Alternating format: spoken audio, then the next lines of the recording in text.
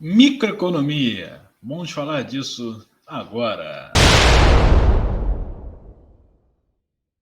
Olá, mais uma vez, aqui Felipe Jorge Neto falando para o Expertise, o canal aqui de cursos e treinamentos online, custo zero, totalmente financiado pelo Google, YouTube. Muito obrigado, YouTube, por nos permitir fazer isso aqui, dando mais aulas de graça. Vamos falar hoje aqui da microeconomia. Na aula passada falamos da diferença entre a micro e a macroeconomia. Vamos falar aqui mais basicamente da microeconomia. Lembrando a você para se inscrever aqui no canal e também ativar o sininho para saber quando novos vídeos, novos cursos estiverem disponíveis aqui. Economia sem ideologia. Aqui é o Alípio Jorge Neto falando para você num português direto o que é economia. Vamos passar para cá, pulei, subi na escala econômica, fiz aqui, subi o degrauzinho aqui da produção, do gráfico da minha economia aqui. Pessoal, então vamos falar aqui economia sem ideologia, aula 4, microeconomia, está escrito certo? Está escrito certo. Mercados e agentes específicos. O estudo da microeconomia ele é voltado aqui para mercados e agentes específicos, como falamos na aula passada, na aula 2, a microeconomia ela estuda as ações dos agentes econômicos no mercado, agentes específicos, né? Você estuda aí as ações do consumidor, né? Das empresas, ações da microeconomia de uma forma geral, pequenos agentes específicos e não de uma forma geral. Ela estuda principalmente o comportamento dos consumidores, o comportamento dos produtores, dos produtos e seus custos. A análise de custos, a gente vai ver até aqui um pouco mais à frente, a análise de custos é muito importante na microeconomia, porque a microeconomia estuda, como ela estuda agentes mais específicos, ela é mais usada internamente, até das grandes empresas e das pequenas empresas, né? É uma visão muito mais intraempresarial. A gente falou até que a contabilidade, né, ela é mais especializada na microeconomia, enquanto a economia estuda a economia, né? A disciplina, a faculdade de economia, ela se preocupa em estudar mais a macroeconomia, enquanto a faculdade de administração, ela procura estudar a relação aí entre essas duas análises, né? A análise microeconômica é uma análise mais específica, né? Analisa mercados mais especificamente, comportamento dos consumidores, dos produtores e o ambiente dos mercados onde esses agentes negociam produtos, insumos, e analisa principalmente também a concorrência. Tá? Falamos isso aqui já, né? Esqueci de mudar os slides. Normal. Custo de oportunidade. O que é o custo de oportunidade? Essa relação é muito importante, é um conceito que é muito utilizado na economia, relacionando a ideia de otimização. É o custo de oportunidade. Vou até aparecer de novo. O que é o custo de oportunidade? É o custo que você tem entre fazer uma escolha em detrimento de outra, em fazer um investimento e deixar de fazer o outro. Isso parece óbvio, né? Mas toda vez que você faz um investimento, você, vou abrir uma empresa, vou pegar meu dinheiro e abrir uma empresa. Você poderia estar pegando esse dinheiro, em vez de abrir uma empresa, estar investindo em ações. Você poderia prestar para uma empresa, por exemplo, em forma de debênture, receber lá os juros. Poderia fazer outras coisas, poderia comprar ouro, você poderia gastar tudo se divertindo.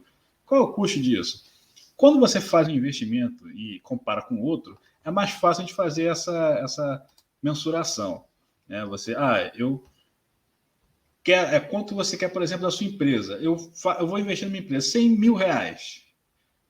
Se eu tivesse posto esse dinheiro na poupança, quanto eu teria hoje? Eu ganharia lá 0,5%? Nem isso, né? 0,45%.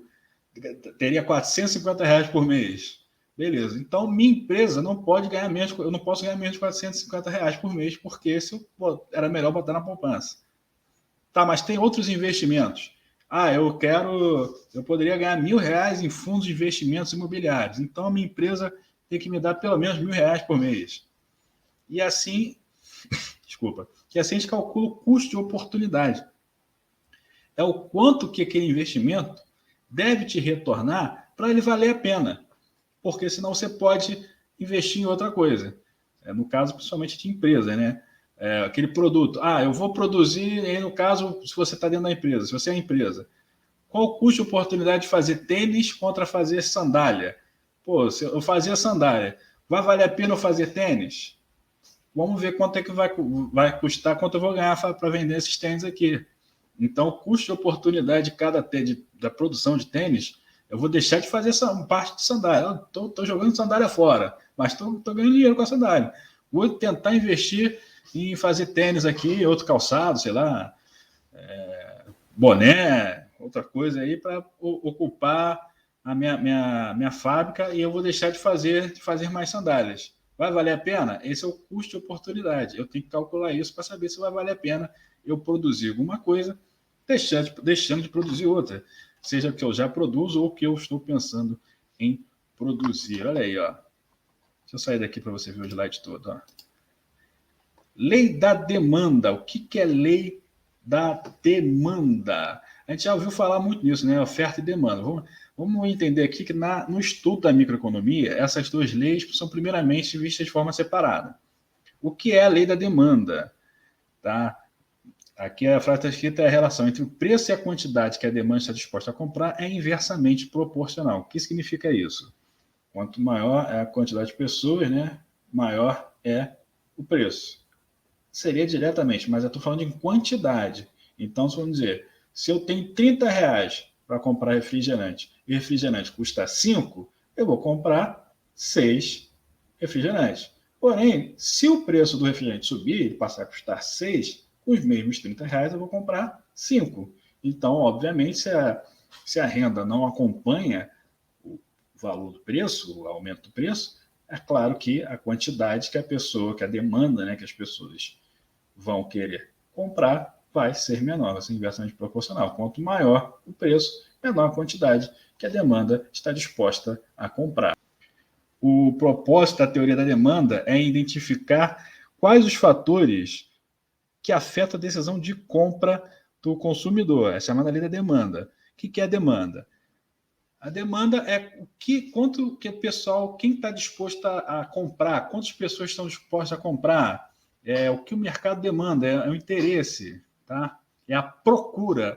A demanda também é chamada de lei da procura. A oferta da demanda também é oferta e procura.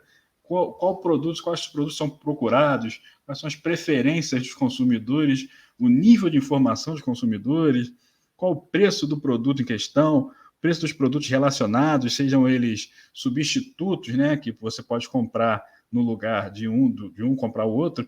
Por exemplo, o queijo prato é um substituto da manteiga, por exemplo. São produtos parecidos, mas que, né, são substitutos. Ou você come um, você come outro. Tem gente que come os dois, né? Enfim, por exemplo, refrigerante ou suco são os produtos substitutos, são concorrentes indiretos. Ou complementares. Por exemplo, falando do pão, da manteiga, o pão e a manteiga são complementares, né? Então, a microeconomia, a lei da demanda, aliás, ela estuda muito essas noções, né? Essas formas até de relação entre os produtos. Vou voltar aqui para o quadro. Tem uma coisa legal para falar, por exemplo, é que no Rio de Janeiro, as quentinhas têm macarrão e arroz. Aliás, tem macarrão, arroz, farofa, feijão. Você come aquilo, fica entupido, não come mais o dia inteiro. São Paulo, você coloca ou macarrão ou arroz.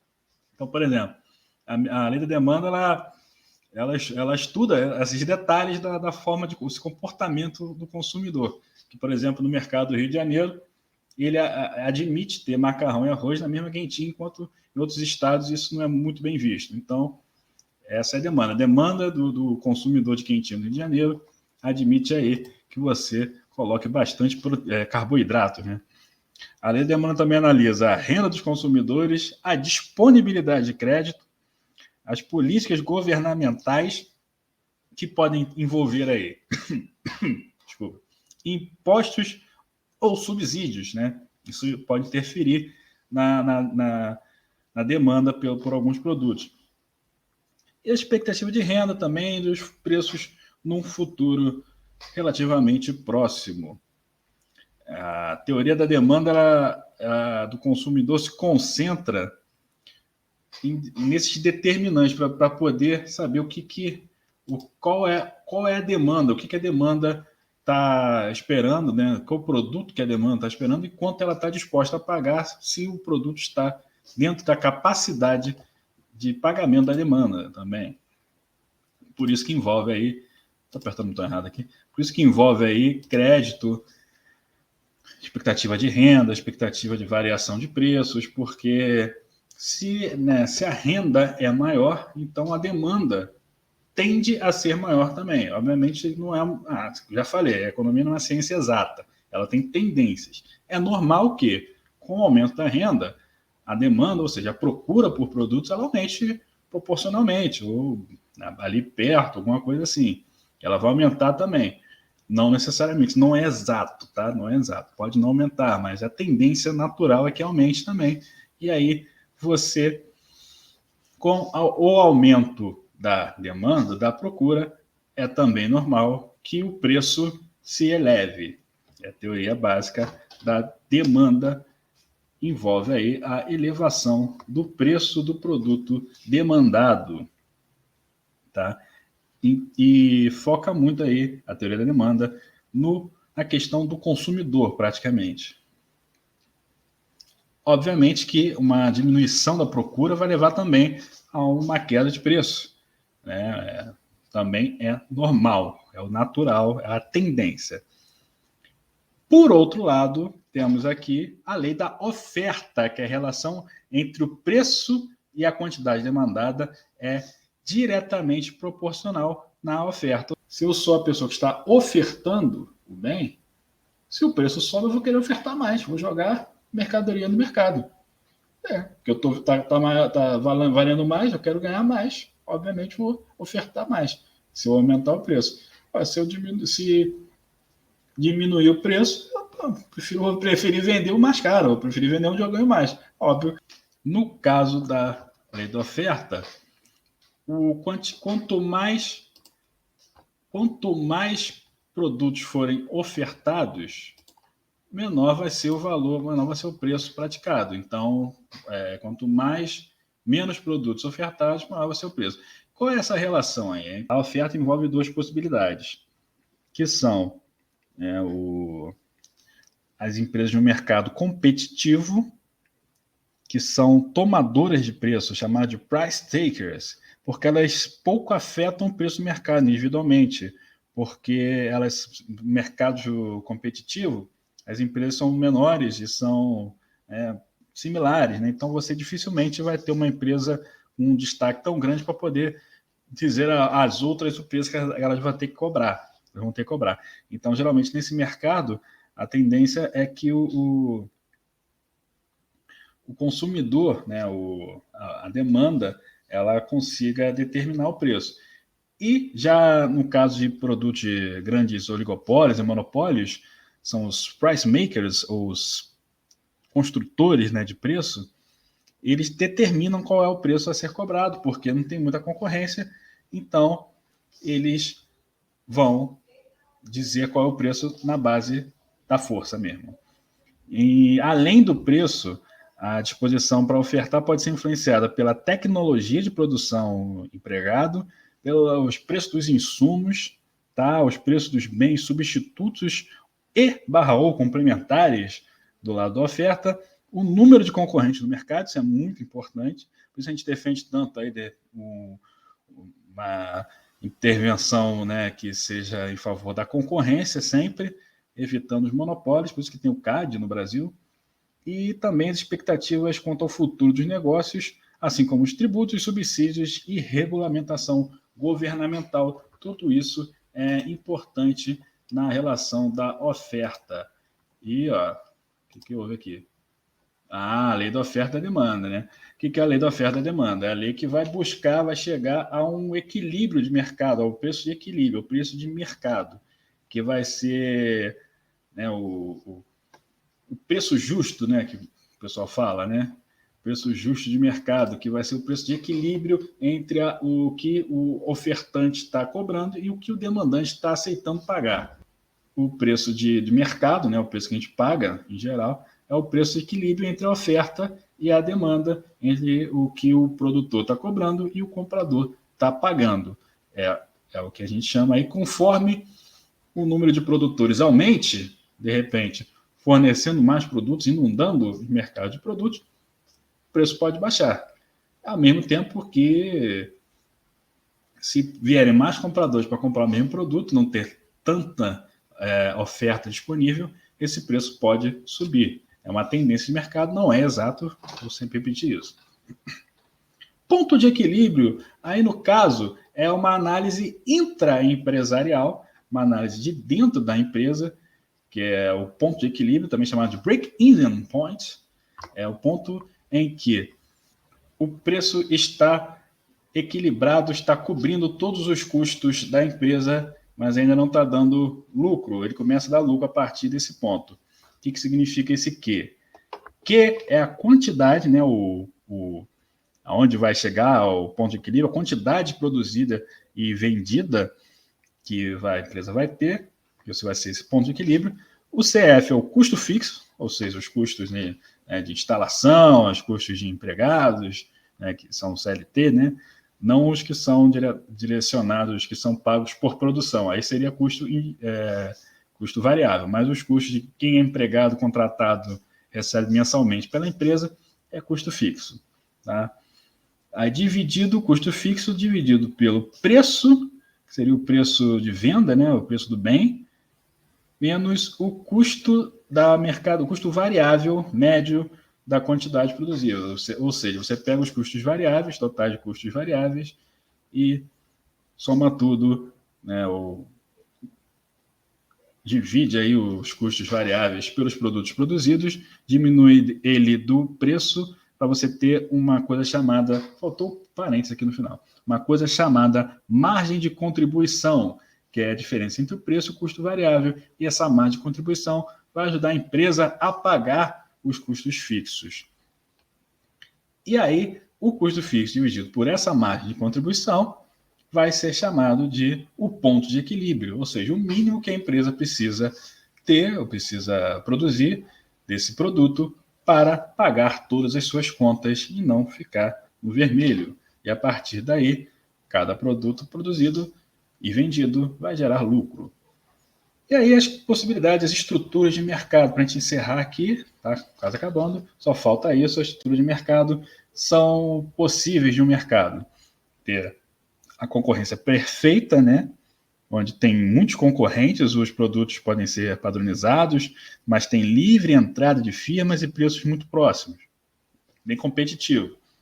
A outra possibilidade de oligopólio, né, que são poucas empresas que são produzidas, né, e esse oligopólio pode ser um oligopólio homogêneo, né, com produtos padronizados, com barreiras fortes da entrada de novos concorrentes e o preço mais uniformizado, e o oligopólio diferenciado, que tem produtos mais diferenciados também tem barreiras de entrada novos concorrentes, mas os preços também são diferenciados. De qualquer maneira, é oligopólio, então poucas empresas que têm a possibilidade de participar desse mercado. E tem também o monopólio, que pode ser um monopólio natural. Né? O que é o monopólio? O monopólio é quando só tem uma empresa, né, naquele mercado. Por exemplo, aí você vai ver, você tem um monopólio natural, que é o tamanho do mercado, não permite mais de uma firma. Fornecedora de energia, é muito difícil você ter uma cidade com duas fornecedoras de energia. Hoje você tem concorrência, mas é em cidades diferentes. Você não tem na mesma cidade duas companhias de eletricidade. É pouco provável. Você tem também o monopólio legal, que é instituído por uma legislação, ou seja, está lá escrito na lei, então não pode ter outro concorrente, como empresas estatais antigamente. E o monopólio tecnológico, quando o domínio de segredos industriais, patentes e marcas impede a entrada de novos concorrentes, novos entrantes neste mercado específico. Vimos aí as noções básicas aí da microeconomia e na próxima aula vamos falar mais de macroeconomia e do estudo aí das relações econômicas do mercado e do governo. Valeu, se inscreve aqui e expertise-se!